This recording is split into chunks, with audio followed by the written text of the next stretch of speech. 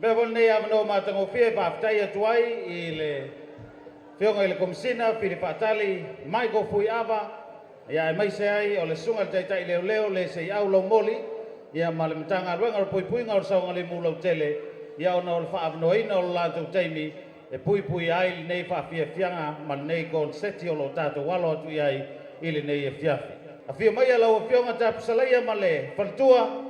ia e mai se no fo alo mal tato fio anga I siumu o leo le ata o lungaina le tato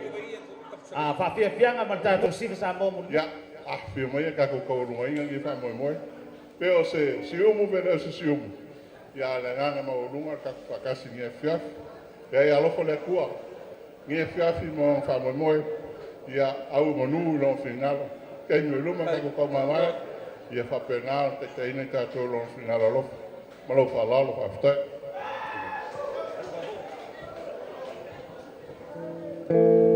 Lima se lau le fa right. Ale, peme na lo le taulunga le fionga ia tap salaia lau tukia mal faltua ia mai se tato no isi umu o le o taulunga ina lima se lau tala le o taulima ina nei mo le tama Samoa Tama whanau ale fio anga o si umu asuao Felice Mikael.